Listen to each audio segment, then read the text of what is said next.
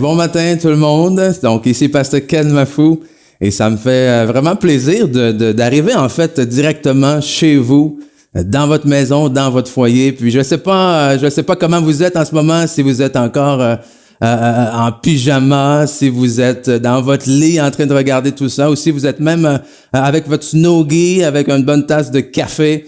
Mais en tout cas, serrez très fort votre tasse de café parce que ce matin, vraiment, le but de ce temps ensemble, c'est de vous apporter permettez-moi l'expression, un boost.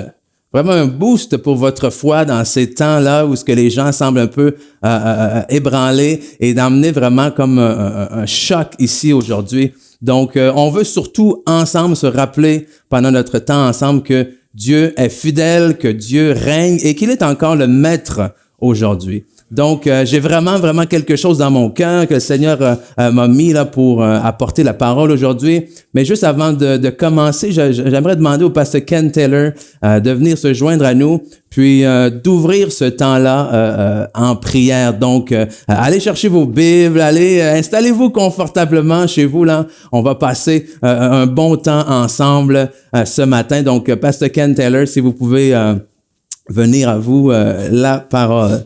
Oui, salut tout le monde. Comme Pasteur Mafou vient de dire, c'est vraiment un grand plaisir de pouvoir vous rejoindre, même si ce n'est pas dans la chair. Ce que nous savons, c'est qu'il n'y a pas de distance dans l'esprit. Et ce matin, j'avais vraiment dans mon cœur la parole que nous trouvons dans Hébreux chapitre 10 et verset 25, il dit « N'abandonnons pas notre assemblée, comme ça, c'est la coutume de quelques-uns, mais exhortons-nous réciproquement, et cela d'autant plus que vous voyez s'approcher le jour. » Et je crois que nous pouvons tous dire que nous voyons vraiment le jour du Seigneur qui s'approche à grands pas. Mais avant que Jésus revienne, il y a un grand travail à faire. Et je crois que c'est dans ces moments où le monde est un peu ébranlé que l'Église peut vraiment être l'Église. Nous sommes la lumière du monde et nous sommes le sel de la terre. Et même malgré tout ce qui se passe, Jésus est le même hier, aujourd'hui et éternellement. Donc, on aimerait prier ce matin et vraiment inviter la présence du Saint-Esprit de nous diriger et vraiment aussi d'avoir l'onction de Dieu sur Pasteur Mafou qui va apporter la parole de Dieu et on va avoir nos oreilles pour entendre ce que dit l'Esprit à l'Église ce matin. Donc, Père, au nom de Jésus, nous te remercions pour ta présence. Seigneur, merci. Seigneur, ce matin, on n'a pas abandonné l'Assemblée. Au contraire, Seigneur, nous sommes ici ensemble dans l'esprit. Et Seigneur, j'ose croire même qu'il y a d'autres personnes, d'autres places qui vont tomber sur cet événement live sur Facebook. Et Seigneur, il y a des cœurs qui vont être touchés, Seigneur, par ton Saint-Esprit. Donc, Père, au nom de Jésus, nous te remercions que dans ces moments, Seigneur, intenses que le monde est en train de vivre, que ton esprit est en nous, tu es avec nous, tu nous conduis, tu nous diriges et Seigneur, nous te remercions en avance pour les vies qui vont être touchées et changées à travers ton Esprit Saint et à travers ta parole aujourd'hui même au nom de Jésus. Amen. Amen. Amen, amen. Merci Pasteur Ken Taylor. Puis vraiment, on vit en ce moment dans des moments inédits, des moments où est-ce que, bien entendu, seuls les prochains jours, seul l'avenir va être capable de nous le dire, mais des moments sans précédent dans l'histoire de l'humanité. Et puis, même si on peut pas arriver à connaître demain, on ne sait pas de quoi sera fait demain, je pense qu'on peut quand même regarder l'histoire en arrière pour s'encourager dans nos jours aujourd'hui. Amen?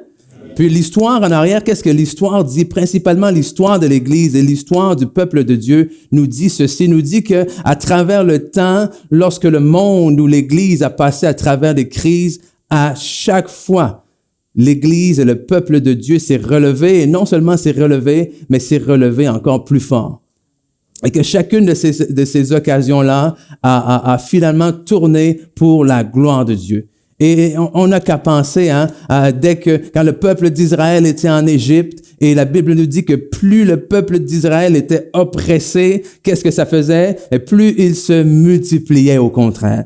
On voit au début de l'Église, dans Actes des Apôtres, que plus l'Église a été persécutée à Jérusalem, au lieu de tuer l'Église, de faire mourir l'Église, qu'est-ce que ça fait? Au contraire, les disciples se sont répandus partout et la parole de Dieu a continué à grandir et à grandir et à grandir et à aller encore plus loin. Et dans nos jours à nous, mais c'est quoi? On n'a qu'à penser à la Russie, à la Chine, des peuples qui étaient opprimés par le communisme, qui n'avaient pas le droit de se réunir. Mais aujourd'hui, boum, dans ces pays-là, qu'est-ce qu'on voit? On voit vraiment la parole de Dieu qui se répand en force. Amen. Donc, je veux vraiment vous encourager aujourd'hui et sachez que peu importe, on a un Dieu qui est grand, on a un Dieu qui est toujours le même, comme Pascal Ken a dit tout à l'heure, il est le même hier, aujourd'hui et éternellement, il ne change pas, il est toujours assis sur son trône, c'est toujours lui qui règne et il est inébranlable. Amen. Et puis, à la fin de tout ça, Dieu va tourner toutes choses pour sa gloire, mes amis.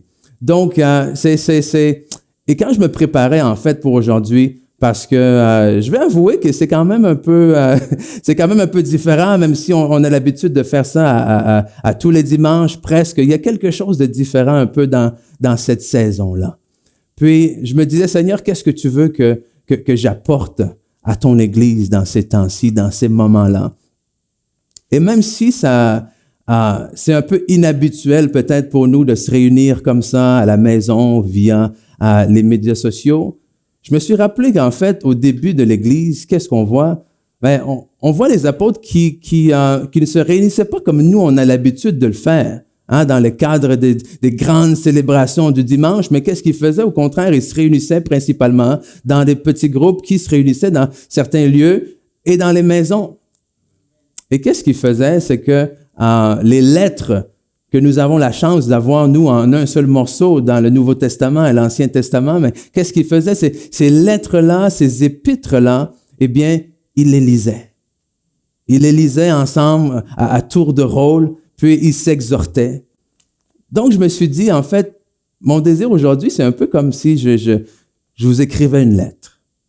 Je vous écrivais une lettre que vous allez vous passer de maison en maison. Vous allez appeler ensuite vos frères, vos sœurs et vous exhorter sur cette parole-là.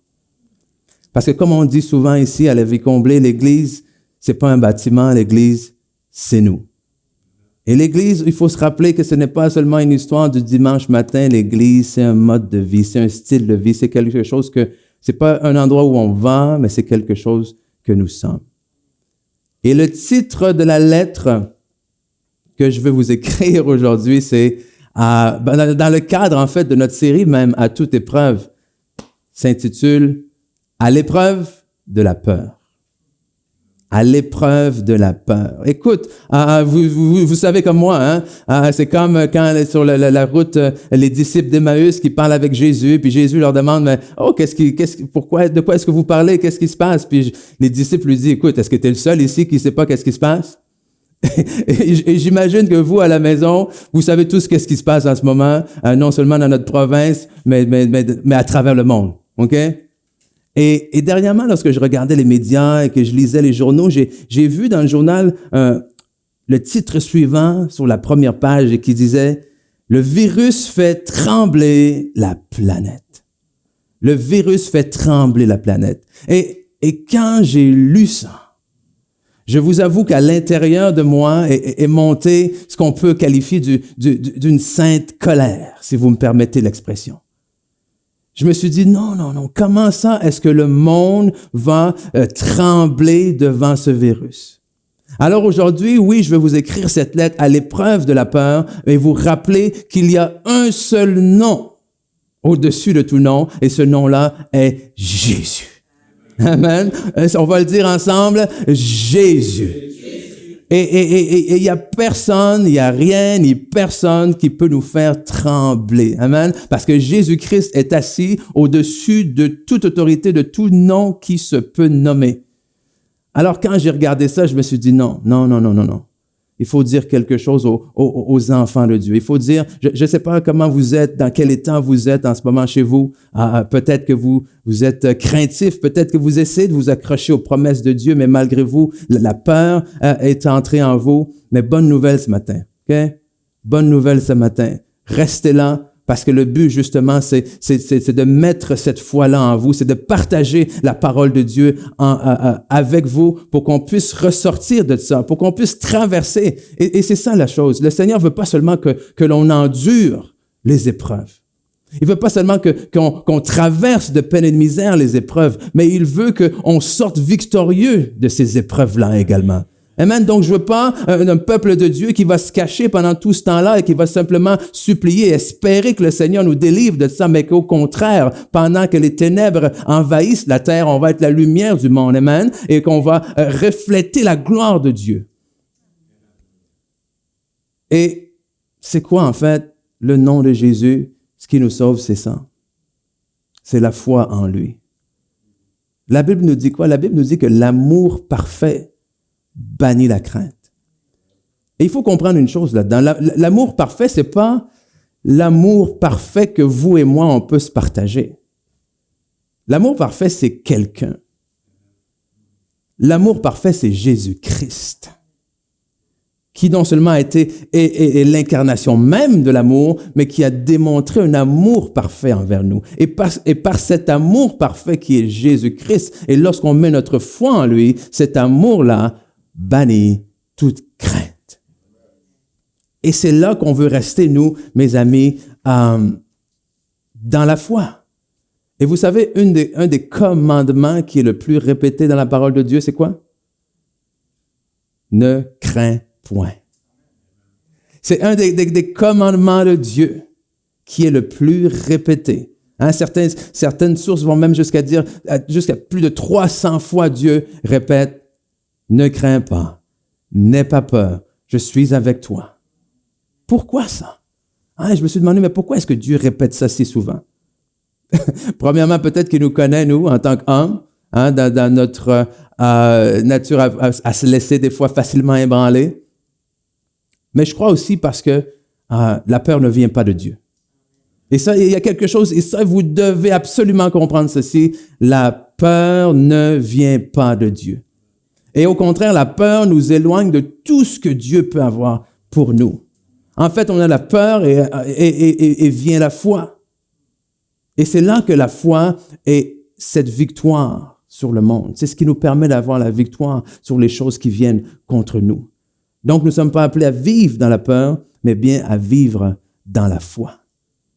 Et vivre dans la foi, c'est quoi? Hein, la foi, c'est quoi? La Bible nous dit, la foi, c'est une ferme assurance dans les choses qu'on espère, une démonstration de celles qu'on ne voit pas. Mais ultimement, c'est de vivre comme a vécu Abraham, qui est appelé le père de la foi. Et j'aimerais vous lire un passage, si vous voulez bien tourner avec moi en Romains, chapitre 4, justement, qui nous parle d'Abraham et qui nous dit comment est-ce qu'il n'est pas tombé dans la crainte, dans l'incrédulité, mais qu'au contraire, il s'est ancré dans la foi et dans la promesse que Dieu avait pour lui. Romains 4, versets 18 à 21, nous dit ceci, « Espérant contre toute espérance. Il crut en sorte qu'il devint père d'un grand nombre de nations, selon ce qui lui avait été dit, selon la promesse en fait qui lui avait été faite. Telle sera ta postérité. Et sans faiblir dans la foi, il ne considéra point que son corps était déjà usé, puisqu'il avait près de 100 ans. Et que Sarah n'était plus en état d'avoir des enfants, il ne douta point par l'incrédulité au sujet de la promesse de Dieu, mais il fut quoi? Fortifié. Okay? Fortifié dans la foi. Et c'est ce qu'on veut faire aujourd'hui. Je veux que vous sortiez d'ici fortifié dans votre foi. Donnant gloire à Dieu et ayant la pleine conviction que ce qu'il promet, il peut aussi l'accomplir. Aujourd'hui, on va voir les choses que Dieu nous promet dans ces situations-là et que je veux que vous sortiez d'ici aujourd'hui, que vous vous releviez aujourd'hui en sachant et en ayant la pleine conviction que ce que Dieu promet, il peut l'accomplir. Mais ce qu'on voit d'Abraham, c'est quoi? La Bible nous dit, il ne considéra point que son corps était déjà usé. Et ça veut dire quoi, considéra point? Est-ce que ça veut dire que la foi, on se promène comme ça? Hein, non, le virus n'existe pas, le virus n'existe pas, le virus n'existe pas. Non. C'est pas ça qu'on fait. Ce que ça nous dit, en fait, c'est que Abraham avec différents faits. Des faits, pourquoi? Pour influencer sa réaction. Et il devait prendre une décision. Et pour prendre sa décision, à savoir est-ce que je vais croire en Dieu ou ne pas croire en Dieu, il y avait des faits naturels devant lui. Donc, la Bible dit qu'il n'a pas considéré ces faits-là comme des choses qui peuvent impacter l'accomplissement de la promesse de Dieu pour sa vie. Vous comprenez ce que je veux dire? C'est pas qu'il les a ignorés dans le sens que non, je fais comme si c'était pas vrai. Non, non, non, non, non. Ils ont dit, voici ce que la promesse de Dieu m'a dit. Je vais être père d'une multitude de nations. Je suis très, très, très âgé. Ma femme est très, très, très âgée. D'accord. Je ne considère pas ça comme une embûche pour l'accomplissement de la promesse de Dieu dans ma vie. Et c'est ça, la foi. En ne la considérant pas.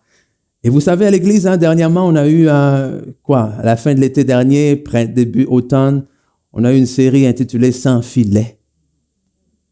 Et cette série-là, c'est justement, mais comment est-ce qu'on arrive à vivre, comment est-ce qu'on arrive à ancrer notre foi lorsque tous les filets, lorsque tous les systèmes où on est habitué dans ce monde s'écroulent.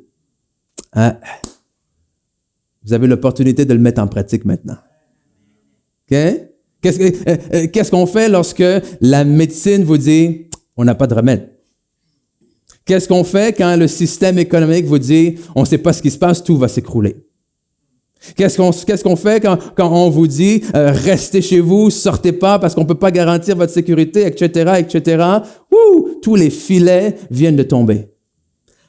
Alors l'heure est là pour nous aujourd'hui de répondre à cette question.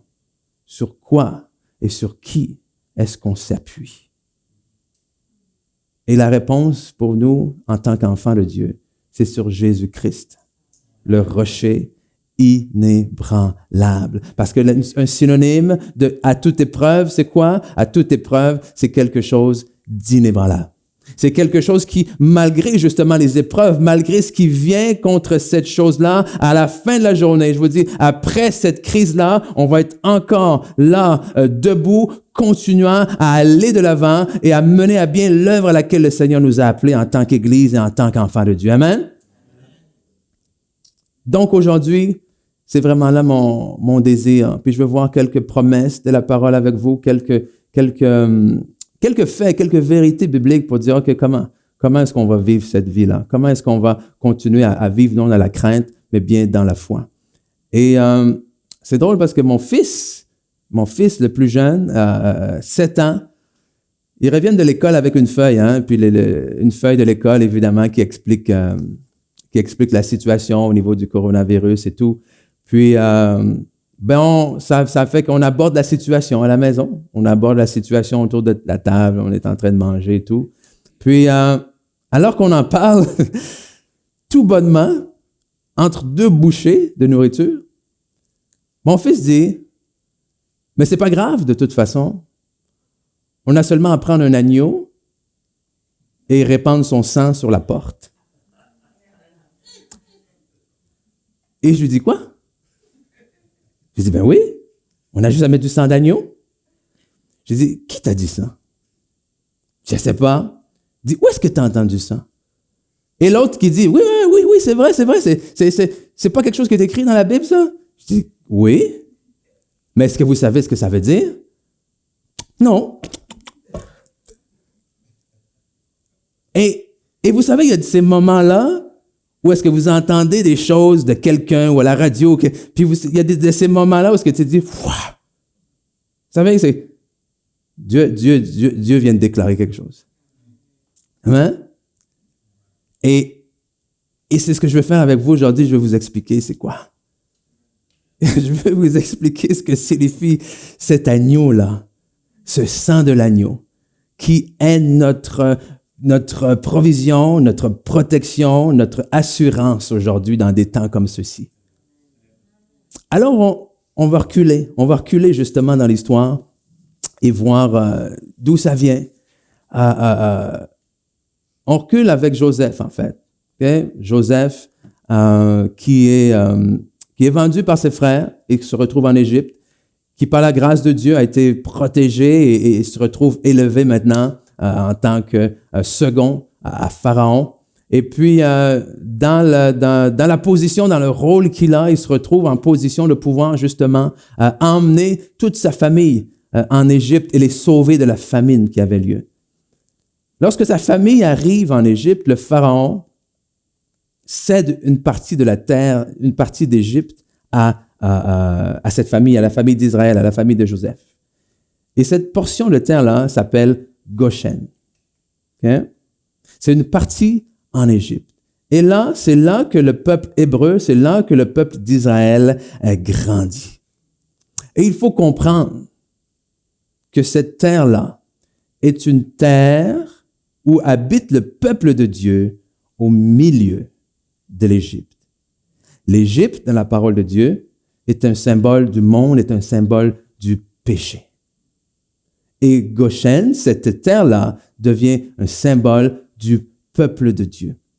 Lorsque le Nouveau Testament nous dit, nous vivons dans ce monde, mais nous ne sommes pas de ce monde, c'est exactement ce qui s'est passé à ce moment-là en Égypte.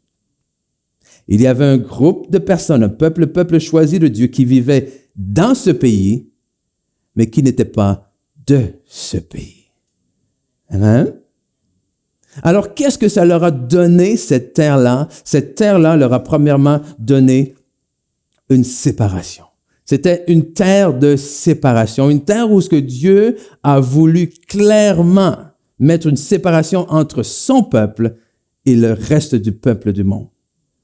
Exode chapitre 18, ou plutôt chapitre 8, nous en parle. En fait, Exode, on parle de Moïse et comment est-ce que Dieu l'a appelé à sortir son peuple d'Égypte. Et dans tout ça, on voit justement que Dieu voulait clairement montrer qu'il était le seul vrai Dieu et également clairement montrer que c'était son peuple et qu'il y avait une distinction et qu'il y a une bénédiction particulière qui repose sur mon peuple. Exode chapitre 8, versets 18 et 19, le Seigneur parle et il dit « Mais en ce jour-là, je distinguerai le pays de Goshen où habite mon peuple, et il n'y aura point de mouche, afin que tu saches que moi, l'Éternel, je suis au milieu de ce pays. J'établirai une distinction entre mon peuple et ton peuple.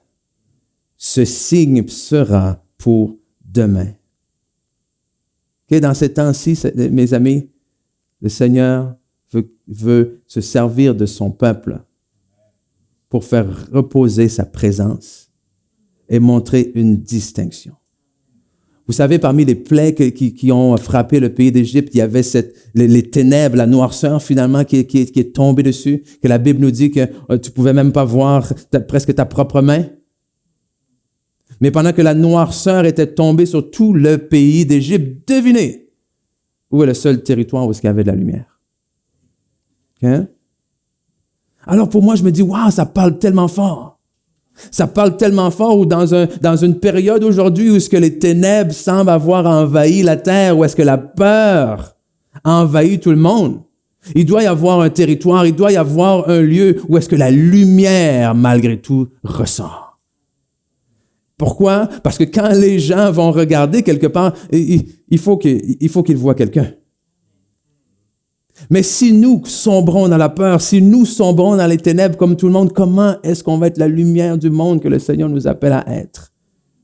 Comment est-ce qu'on va tendre la main à ceux qui sont dans le besoin dans cette période-ci? Donc, il y a cette séparation. Pourquoi? Parce que Dieu veut montrer au monde entier qu'il est vivant. Parce que Dieu veut sauver tout le monde. Amen? Donc, non seulement Goshen est une terre de séparation où Dieu, clairement, ici dit, voici mon peuple. Et mon peuple, vous allez voir clairement, c'est qui mon peuple? Parce qu'ils vont être bénis, parce qu'ils vont être protégés, parce qu'ils vont être prospères. Et ensuite, c'est une terre de protection. Exode chapitre 12, donc toujours un Exode, OK? Parce que rappelez-vous, on veut voir ensemble, c'est quoi finalement? Quel est le symbole? Quel est le signe de cet agneau-là, du sang de l'agneau? Qu'est-ce que ça représente pour nous aujourd'hui en tant que chrétiens, en tant qu'enfants de Dieu? Mais qu'est-ce que ça représente pour nous, principalement aussi dans cette situation-là que nous vivons? Exode 12, verset 13. La Bible nous dit, le sang vous servira de signe sur les maisons où vous serez.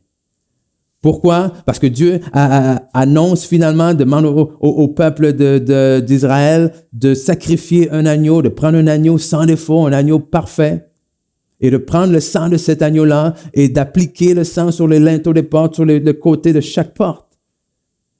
Et il dit, lorsque l'ange destructeur va passer, qu'il va voir ce sang-là, le sang va être pour vous un signe de l'alliance que vous avez avec moi. Et il va passer par-dessus. Et vous savez ce que je trouve intéressant dans tout ça? C'est qu'avant ça, le peuple d'Israël a été tout simplement épargné. Goshen a été tout simplement mis de côté et séparé. Mais lorsqu'il vient le temps d'appliquer le sang de l'agneau, le Seigneur dit, vous devez appliquer le sang. Amen? De dire qu'il y a une action qui est requise. À cela, ça signifie que même si pour cette fois-ci, tu habites dans le territoire, dans le pays de Goshen, tu dois toi aussi appliquer le sang. Intéressant, n'est-ce pas? Ça veut dire quoi? Ça veut dire que aujourd'hui, même si tu es enfant de Dieu, tu dois toi-même saisir et appliquer ta foi dans les promesses de Dieu. Amen? Et est-ce que la parole nous dit ici, je verrai le sang, je passerai par-dessus vous, il y aura plein de plaies qui vous détruisent, pardon. Quand je frapperai le pays d'Égypte, est-ce que je suis en train de dire ici que Dieu est en train de frapper le monde avec ça? Écoutez-moi bien, non, c'est pas du tout ça que je suis en train de dire. Mais on voit ici quoi? On voit ici le symbole. Jésus-Christ, lorsque Jean le Baptiste est arrivé, et il a vu Jésus, qu'est-ce que Jean Baptiste a dit? Voici l'agneau de Dieu qui ôte les péchés du monde. Alors on voit ici à Goshen l'illustration, l'image, le symbole de ce que nous sommes appelés à faire aussi dans nos vies. Le sang de l'agneau que tu appliques, le sang de Jésus que tu reçois, son sacrifice par la foi. Tu dois croire que Jésus-Christ est mort et ressuscité pour tes péchés. Une fois que tu as appliqué le sang, tu es délivré de la mort. Amen. Et une fois que tu es délivré de la mort, qu'est-ce qui se passe? Tu es libéré du péché, l'Égypte. Donc, tu sors d'Égypte, tu passes à travers la mer Rouge, qui est quoi? Tu passes à travers les eaux du baptême, qui est notre identification à Christ. Et alors que tu traverses les eaux du baptême, qu'est-ce qui se passe? Tu vois tes ennemis engloutis dans l'eau. Donc, tout ce qui est en arrière n'est plus. Voici toutes choses deviennent nouvelles. Wouh! Et tu entres dans la terre promise, c'est-à-dire tu entres dans la nouvelle vie que le Seigneur a pour toi, mes amis. Wow! Hein? C'est génial. C'est ça notre Dieu. Et c'est ça aujourd'hui. Vous devez croire en cette alliance dans le sang de Jésus-Christ. Parce qu'une fois que tes ennemis sont là derrière toi, engloutis, qu'est-ce qui se passe? Tu les vois plus. Et si tu les vois plus, qu'est-ce qui se passe? Ils ne peuvent plus te toucher. Amen? Ils ne peuvent plus te toucher. Ils ne peuvent plus, te faire du mal. Donc c'est là, encore une fois, l'importance de comprendre la puissance de cette alliance-là. Et cette alliance-là, c'est comme mon fils dit, hein, je suis pas en train de dire, allez vous acheter un agneau.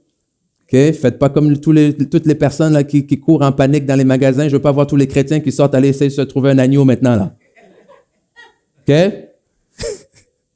Je veux pas voir sur Facebook des centaines et des milliers d'enfants de chrétiens. Il y a plus d'agneaux dans les supermarchés ou quoi que ce soit. OK? Symbolique. On va le dire ensemble, symbolique. OK? Chérie, comme toi, c'est symbolique. C'est ça. Symbolique de quoi? Symbolique de notre foi, que nous mettons dans le sacrifice de notre Seigneur Jésus. Parce que comme le peuple d'Israël a appliqué le sang sur les poteaux, le sang de Jésus a été répandu sur le bois, sur la croix. Et c'est encore une fois, comme je répète, c'est encore une fois notre foi, notre confiance en ce sacrifice qui fait en sorte que nous pouvons être dans l'assurance dans cette période-là. Alors, comment être à l'épreuve de la peur? 3 petites choses simples avant de se laisser aujourd'hui. Comment vivre une vie à l'épreuve de la peur? Parce que, écoutez, mon désir, c'est que oui, on traverse ensemble fortement cette saison-ci. Mais écoute, probablement qu'il y aura d'autres temps dans le futur difficiles aussi. Amen? Donc, c'est pas juste de traverser ça, ouf, de peine et de misère et tout. Non, non, non, non. Je veux, comment est-ce qu'on va arriver à avoir une vie? Peu importe ce que la vie va nous envoyer, on va être capable de vivre sans peur. Premièrement, reprenez le contrôle de vos pensées. S'il vous plaît. Reprenez le gros bon sens. OK? Et je le sais que c'est difficile. Pourquoi? Parce que on est tous un peu rivés devant nos écrans. Pourquoi? Parce qu'on veut savoir ce qui se passe. Et c'est un peu normal dans ces temps-ci de dire, ouais, je vais être au courant des dernières nouvelles, je vais être au courant de comment ça se développe, je veux savoir qu'est-ce qui se passe, je veux savoir même au niveau légal, est-ce qu'il y a des choses que je peux plus faire ou quoi que ce soit. Et c'est normal. Mais à un moment donné, mes amis, OK, il faut bloquer, il faut se ressaisir, il faut se plonger dans la parole. Vous savez, vous êtes peut-être promené sur Facebook, justement comme moi, et toutes les choses qu'on voit. Et après, on se demande pourquoi est-ce que les gens sont dans la peur. C'est pas surprenant que si on passe nos journées à s'alimenter de tout ça, c'est pas surprenant qu'on soit dans la peur.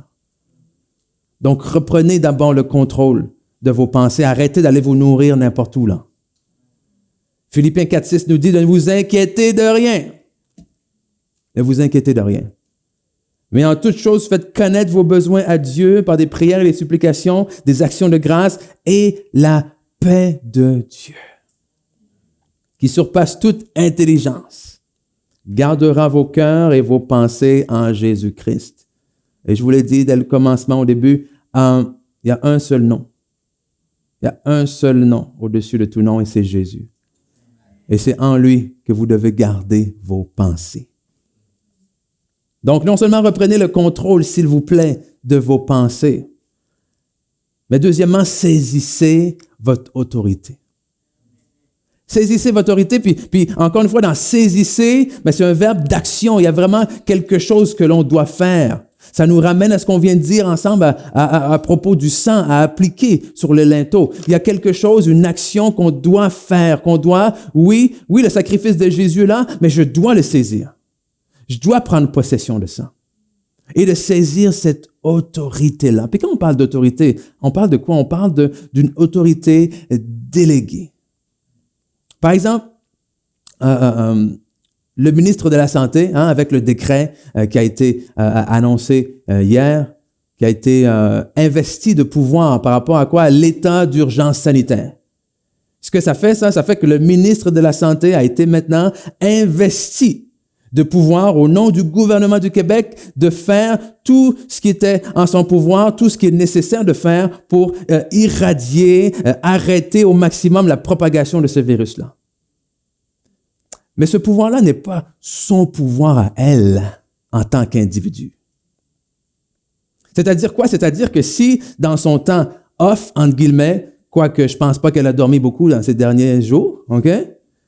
Elle s'en va au supermarché comme vous et moi, elle va devoir faire la file. Vous comprenez?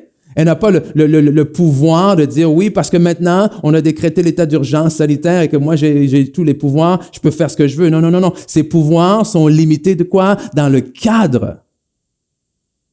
cadre de ses fonctions. Et nous, en tant qu'enfants de Dieu, nous avons un mandat, n'est-ce pas? De prêcher la bonne nouvelle, d'aller de faire de toutes les nations des disciples, de les baptiser au nom du Père, du Fils et du Saint-Esprit. Hein? Et pour nous aider dans cette mission, le Seigneur nous a délégué son autorité. Ça veut dire quoi? Ça veut dire que je n'ai pas autorité sur les gens. Ça veut dire que parce que le Seigneur fait une distinction, est-ce que ça veut dire que ça fait de moi quelqu'un de meilleur que les autres? Non, non, non, non, non. Parce que cette distinction, c'est clair. L'image claire de cette distinction-là, c'est quoi? C'est une lumière qui luit dans les ténèbres. C'est ça. Pourquoi? Parce que quand la lumière luit dans les ténèbres, qu'est-ce que tu fais? Tu regardes la lumière. Et cette lumière-là a pour but d'emmener les gens vers Dieu. Amen? Donc, cette autorité-là, qu'est-ce qu'elle me donne? Elle me donne le pouvoir avec le Seigneur Jésus de faire ici sur la terre ce que le Seigneur me demande de faire. Marc 16, verset 17, nous donne un aperçu, justement, des pouvoirs que le Seigneur nous a délégués. Et il nous dit, voici les miracles qui accompagneront ceux qui auront cru. Cru en quoi? Cru en mon sacrifice, cru au sang. Ceux qui auront, d'une manière littérale, pas littérale, figurée, appliqué le sang de l'agneau sur leur maison. En mon nom. On va dire ensemble, en mon nom. OK? Pas en notre propre nom. C'est pas par notre propre force. C'est dans le nom de Jésus. Ils chasseront les démons. Ils parleront de nouvelles langues. Ils saisiront des serpents. S'ils boivent quelques breuvages mortels, quoi? Oh! Il ne leur fera point de mal. Mais ils imposeront les mains aux malades et les malades seront guéris. Mes amis, on a besoin de décider. On a besoin de décider, est-ce que cette parole-là n'est qu'un beau livre qu'on se plaît à lire ensemble de dimanche en dimanche? Ou est-ce que c'est quelque chose qu'on veut prendre possession de et l'appliquer et le vivre dans nos vies? Parce que l'Église, ce n'est pas encore une fois un lieu où on va. L'Église, c'est quelque chose que nous sommes. Et le Seigneur Jésus a investi à son Église cette autorité-là. Pourquoi? Pour œuvrer avec lui. Nous sommes co-ouvriers avec Dieu. Et Jésus est venu pourquoi? Pour chasser et détruire les œuvres des ténèbres. Christ est la tête et nous, en tant que son Église, nous sommes son corps. Christ est assis en haut dans les lieux célestes. Alors nous, en tant que corps de Christ sur la terre aujourd'hui, nous avons la responsabilité d'aller et de renforcer la victoire que le Seigneur Jésus a gagnée pour nous à la croix du Calvaire. Amen. Et pour ce faire, il dit, hey, je vais vous équiper. Je vous équipe, je vous envoie pas seul, je vous envoie pas n'importe comment. Comme un bon général n'envoie pas ses soldats en guerre sans les équiper. Luc 10, 19, voici, je vous ai donné le pouvoir de marcher sur les serpents, sur les scorpions et sur toute puissance de l'ennemi et rien, on va dire ensemble, rien ne pourra vous faire du mal. Rien ne pourra vous nuire. Wow. Que ces paroles, que ces versets qui viennent d'être déclarés vraiment entrent en vous. Entrent en vous. Et vous savez, le virus, principalement maintenant, qu'est-ce que ça fait? Ça semble s'attaquer à des gens qui déjà, du côté immunitaire, sont un peu plus faibles, les gens un peu plus âgés. Donc, ça s'attaque aux faiblesses de l'organisme. Et d'un autre côté, je me suis dit, est-ce que ce virus ne serait pas en train également de mettre à jour certaines faiblesses au niveau de notre foi? Amen. Mais la bonne nouvelle, c'est que si vous avez une faille, vous pouvez la réparer. Dans les deux dernières semaines, on a eu, ma femme et moi, dans les 2 dernières semaines, 2 crevaisons. 2 crevaisons. Et la bonne nouvelle dans tout ça, c'est que ça se répare. Les crevaisons dans nos pneus d'auto qui ont été crevés, mais ça se répare. Ils appliquent apparemment une certaine solution, on peut le faire même à la maison, une solution qui est savonneuse, puis après ça, une fois que tu passes l'air, tu gonfles le pneu, donc où est-ce que la faille, l'air va sortir, puis ça va créer des choses, des bulles ou des trucs qui vont sortir à cause de la solution qui est savonneuse. Et je vous dis pareillement, si aujourd'hui vous réalisez, hey, c'est vrai que j'ai des failles dans ma foi. C'est pas un problème. C'est pas un problème parce que ça peut être facilement colmaté. Amen. Ça peut être facilement colmaté et prenez la décision que c'est aujourd'hui, que c'est maintenant que vous allez le faire. Vous allez le faire avec la vérité de la parole de Dieu et c'est justement ça le 3e et dernier point aujourd'hui. Donc, non seulement reprenez le contrôle de vos pensées, arrêtez, s'il vous plaît, de tomber dans la panique. De voir sur Facebook, parce que tout le monde va acheter des papiers de toilette, je vais y aller moi aussi. S'il vous plaît. OK? Je suis allé chez IGA hier soir et il y avait pleinement de papier toilette. OK? Et quand je vais en manquer, je vais y retourner. Amen? OK? Je dis ça, moitié blague, moitié sérieux, mais pendant toute la journée, hier, tu vas sur Facebook, puis c'est juste de ça que ça parle. On s'entend? C'est la fin du monde, s'il vous plaît, manquez pas de papier de toilette. Non, le gros bon sens, là, s'il vous plaît. OK? Sombrez pas dans la peur. Saisissez votre autorité. Okay? Dans le nom de Jésus. Dans le nom de Jésus, je refuse ça. Et finalement, c'est ce qu'on va faire ensemble. On va déclarer la vérité. Déclarer la vérité parce que si, écoute, avant hier, il y avait des gens un peu qui sortaient encore. Là, il n'y a plus grand monde qui sort, on dirait. Mais avant hier, même aujourd'hui, peu importe où tu vas, de quoi est-ce que ça parle? Ça parle que de ça. OK? Ça parle que de ça. Tout le monde en parle. OK? Mais la Bible nous dit que la vie et la mort est au pouvoir de la langue. La vie et la mort. Et des fois, lorsqu'on prêche, j'avoue, on est des fois coupable, on se penche souvent sur le côté mort. C'est-à-dire éviter de déclarer des paroles de mort. Voici l'impact négatif que vos paroles négatives vont avoir. Mais je vais vous dire aujourd'hui, hein, vous pouvez avec vos paroles créer la vie.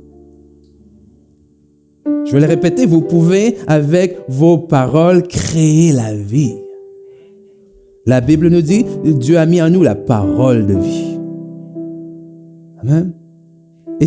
Et Paul le dit, ce n'est plus moi qui vis, c'est Christ qui vit en moi. Et si je vis, c'est Christ qui vit en moi, qui reproduit sa vie en moi. Alors je vous pose une question, si Christ vit en vous, si lui est en train de reproduire sa vie en vous, quel genre de parole est-ce que vous pensez qu'il est en train de déclarer? Amen? Lorsqu'il se promène au supermarché, lorsqu'il va au magasin et qu'il est en train de parler avec les gens autour, quel genre de parole est-ce que vous croyez que Jésus-Christ est en train de partager? Est-ce qu'il est en train de dire, oui, je ne sais pas, qu'est-ce qu'on va faire? Vous pensez vraiment que c'est ce que le Seigneur Jésus dirait? Il dirait, oh non, ne craignez point, car j'ai vaincu le monde. Amen? Il dit, ne craignez point, parce que vous êtes la tête et non la queue. Amen? Il dirait, ne craignez point, parce que en mon nom, vous êtes plus que vainqueurs. Alors, déclarons la vérité ensemble ce matin. Déclarons la vérité ensemble ce matin. Peu importe ce que vous êtes, dans votre écran, dans votre salon, devant votre écran, dans votre salon, ou peu importe. Je vous demande de prendre ce temps-là pour vraiment saisir la parole de Dieu et la déclarer avec nous ce matin. Parce que nous connaîtrons la vérité nous rendra libres. Et la vérité qui sort de notre bouche est comme une épée. La Bible nous dit que l'épée du Saint-Esprit est la parole de Dieu. Alors si dans ces moments, on veut vaincre, on veut se battre avec l'épée, alors battons-nous avec la vérité. La Bible nous dit tout d'abord en Psaume 119, 60, le fondement de ta parole est la vérité. Et toutes tes lois, et toutes les lois de ta justice, sont éternelles. Psaume 103, 1 à 5. Oh, mon âme bénit l'Éternel, que tout ce qui est en moi bénisse son saint nom. Mon âme bénit l'Éternel et n'oublie aucun de ses bienfaits. C'est lui qui pardonne quoi? Toutes mes iniquités, qui guérit toutes tes maladies. C'est lui qui délivre ta vie de la fausse, qui te couronne de bonté, de miséricorde. C'est lui qui rassasie de bien ta vieillesse, qui te fait rajeunir comme l'aigle. Alors même pour vous, qu'on vous a mis de côté, qu'on a dit pour vous, vous ne pouvez pas sortir de chez vous. Même pour ceux d'entre vous qui rentrent dans cette catégorie-là, où est-ce qu'on vous a dit, vous êtes la clientèle à risque, vous ne devez pas sortir de chez vous. La parole de Dieu nous dit, je te fais rajeunir comme l'aigle. Je te rassasie de bien dans ta vieillesse. Appliquez le sang de l'agneau. Okay? Faites comme Abraham. qui ne considéra point que son corps était déjà usé. Alors pour vous aujourd'hui, allez-vous considérer tout ce que le monde dit? Ou est-ce que vous allez considérer ce que la parole dit? Est-ce que je suis en train de dire, allez-y, serrez la main à tout le monde, embrassez tout le monde, ça? Non. C'est pas ça que je suis en train de vous dire. On veut être consciencieux. On veut surtout travailler en collaboration avec le gouvernement, avec les autorités et faire notre part. Parce que la réalité, c'est que moi, même si moi, je n'ai aucune peur de ce virus, la réalité, c'est qu'on m'a dit, oui, il peut venir sur toi et même si ça ne te fait rien, ça peut aller sur quelqu'un d'autre. Donc, je prends soin de mon prochain. Amen. C'est du gros bon sens. C'est ce qu'on appelle aussi de l'amour. Mais ce que je suis en train de dire, c'est que vous n'êtes pas obligé de rester chez vous, cloîtré dans la peur. Amen. Vous pouvez être chez vous, allumer, mettre haut et fort des chants de louange. Amen. De lire votre parole, de déclarer la parole de Dieu là dans votre maison et que ça soit les temps les plus glorieux dans la présence du Seigneur pour vous. Pas de peur. Ésaïe 41:10 nous dit, ne crains rien. Pourquoi? Car je suis avec toi. Et vous savez, à travers la parole, lorsque les hommes de Dieu demandent des raisons à Dieu, ils vont dire, oh, rassure-moi, tu m'as appelé, mais je suis pas assez bon. Le Seigneur rarement leur dit, oui, tu es assez bon parce que ci, parce que ça, parce que j'ai mis en toi ceci, parce que j'ai mis en toi cela. Non. Il leur dit, hey, calme-toi parce que moi, je suis avec toi. Tout ce que tu as besoin de savoir, c'est que moi, je suis là avec toi. Et aujourd'hui, je vous dis, comme la parole nous dit ici en Ésaïe 41:10, ne crains rien, car je suis avec toi. Ne promène pas des regards inquiets, car je suis ton Dieu, je te fortifie, je viens à ton secours, je te soutiens de ma droite triomphante. Oh, alléluia, merci Seigneur. Alors, je vais vous inviter là où vous êtes. On va terminer avec un temps de prière. Un temps de prière, un temps de déclaration. Si vous êtes assis à la maison, si vous pouvez vous lever, je vais vous inviter à vous lever. Amen. Je vais vous inviter à vous lever. On va faire cette déclaration et on va lire en fait ensemble avant de vraiment prier, même si je crois que c'est en soi une prière. On va tourner ensemble au psaume 91. Psaume d'alliance, psaume de protection, psaume de délivrance, psaume qui nous donne l'assurance. On va lire le psaume ensemble et on va déclarer la parole et on va prier ensemble ce matin. Psaume 91. Celui qui demeure sous l'abri du Très-Haut repose à l'ombre du Tout-Puissant. Je dis à l'Éternel mon refuge et ma forteresse, mon Dieu en qui je me confie. Car c'est lui qui te délivre du filet de l'oiseleur, de la peste et de ses ravages. Il te couvrira de ses plumes et tu trouveras un refuge sous ses ailes. Sa fidélité est un bouclier et une cuirasse. Tu ne craindras, verset 5, ni les terreurs de la nuit, ni la flèche qui vole de jour, ni la peste qui marche dans les ténèbres, ni la contagion qui frappe en plein midi. Que 1000 tombent à ton côté et 10 000 à ta droite, tu ne seras pas atteint. De tes yeux seulement tu regarderas et tu verras la rétribution des méchants, car tu es mon refuge, ô Éternel. Tu fais du Très-Haut ta retraite, aucun malheur ne t'arrivera, aucun fléau n'approchera de ta tente, car il ordonnera à ses anges de te garder dans toutes tes voies. Ils te porteront sur les mains, de peur que ton pied ne heurte contre des pierres. Tu marcheras sur le lion et sur l'aspic, et tu fouleras le lionceau et le dragon. Verset 14, puisqu'il m'aime, puisqu'il a mis sa confiance en moi, puisqu'il a répandu le sang de l'agneau, je le délivrerai, je le protégerai, puisqu'il connaît mon nom. Il m'invoquera et je lui répondrai, je serai avec lui dans la détresse. Je le délivrerai et je le glorifierai. Je le rassasierai de longs jours et je lui ferai voir mon salut. Oh, alléluia. Donc, merci Seigneur. Merci Seigneur Dieu que tu es fidèle. Merci parce que c'est toi notre refuge. Et aujourd'hui, nous prenons la décision de rester, d'habiter, de demeurer sous tes ailes, de demeurer sous ton abri, de faire ta parole, Seigneur, notre demeure. Alléluia. Oh, de faire de toi notre refuge, Seigneur Dieu. Et on met notre confiance, non pas en ce qui est propagé dans les médias, non pas même en nos propres émotions, mais on met notre confiance en toi, dans la vérité. De nos bouches aujourd'hui, Seigneur, remplis nos cœurs de ta vérité, Seigneur, afin que de l'abondance de nos cœurs, notre bouche puisse parler et que notre bouche puisse parler, Seigneur, ta vérité, que notre bouche puisse déclarer ta volonté, que dans cette saison, en tant qu'enfant de Dieu, en tant qu'Église, nous pouvons nous relever, être la lumière que tu nous appelles à être dans les ténèbres, Seigneur Jésus. Alléluia. Donc, merci que tu es fidèle. Merci que tu nous protèges, Seigneur. Oui, on déclare, alléluia, qu'aucun fléau n'approchera de notre tente. Seigneur, on prie pour nos familles, on prie pour nos enfants, on prie également, Seigneur, pour toutes les personnes qui sont là, qui ont peut-être déjà contracté ce virus-là, Seigneur Dieu, mais dans le nom de Jésus, alléluia. Oh, le sang de Jésus est plus puissant, Seigneur Dieu. Donc, garde les cœurs dans la confiance, garde les cœurs dans la paix, alléluia. Une paix qui surpasse toute compréhension, une paix qui surpasse toute intelligence, une paix qui ne considère pas ce que le monde annonce comme un obstacle à hériter de tes promesses.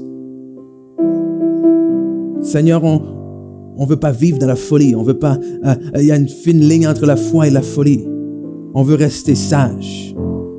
Oh, mais on refuse de vivre dans la peur. On refuse de considérer ces choses comme un obstacle à tes promesses. Parce que ce que tu dis, tout comme notre père Abraham, nous avons la pleine conviction que tu peux l'accomplir.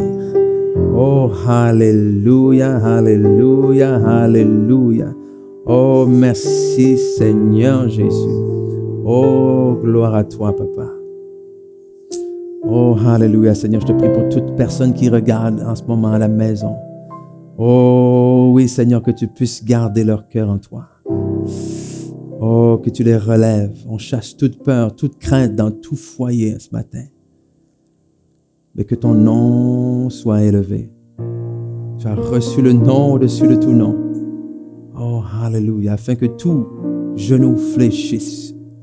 Oh, c'est pas coronavirus qui va faire trembler la terre, Seigneur. Oh, mais c'est ton nom. C'est devant ton nom que tout genou est appelé à fléchir. C'est devant ton nom, Seigneur, que toute langue est appelée à confesser que tu es Seigneur. Et c'est ce que nous voulons confesser dans nos vies ce matin. Tu es Seigneur. Alléluia, dites-le avec moi. Tu es Seigneur. Alléluia, disons-le. Jésus est Seigneur. Jésus est Seigneur. Oh, alléluia. Tu es le Seigneur aujourd'hui. Tu es Seigneur demain. Et je vais vous dire en terminant que même si on nous dit que le monde tremble devant le virus, je connais quelqu'un qui aujourd'hui encore est assis sur son trône et qui n'est pas du tout ébranlé. Et la bonne nouvelle, c'est que nous sommes assis où? Avec lui. Alors, si nous sommes assis avec lui, aucune raison de vous laisser ébranler. Donc, soyez immensément, énormément bénis. Moi, comme vous, écoute, on se tient au courant. Comme on a vu déjà dans les derniers jours, les choses évoluent extrêmement vite. Le gouvernement prend des décisions. Okay, on comprend la situation dans laquelle il se trouve. Donc, je vous invite justement, comme la Bible nous dit également, de prier pour nos autorités. Okay, priez pour les autorités, priez pour les gouvernements, parce que ce n'est pas des situations faciles. Okay? C'est pas des situations faciles et on veut que leurs décisions soient prises également pas dirigées par un esprit de peur. Amen. Donc, priez pour nos autorités. Je vous invite à vraiment rester connectés avec nous sur Facebook, notre site Internet. On va vraiment faire un effort de garder le plus possible ces choses-là à jour. Comme je dis, on sait pas ce qui vient demain, mais on va vraiment vous garder au courant de tout ce qui se passe à propos de nos réunions. Je vais également mettre des messages pour vous encourager, pour vous exhorter, pour qu'on soit ensemble. Mais rappelez-vous, même si on semble être séparés dans ces moments-ci, on est un seul corps, un même esprit, une seule Église.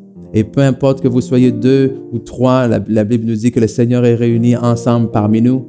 Puis que vous soyez 2, que vous soyez 3, vous avez également l'opportunité dans ces moments-ci de vraiment briller comme jamais. Amen. Donc, soyez bénis, soyez encouragés, soyez dans la paix, puis continuez à servir vraiment le Seigneur de tout votre cœur. Donc, passez une excellente journée et puis on se revoit très bientôt. Bye bye.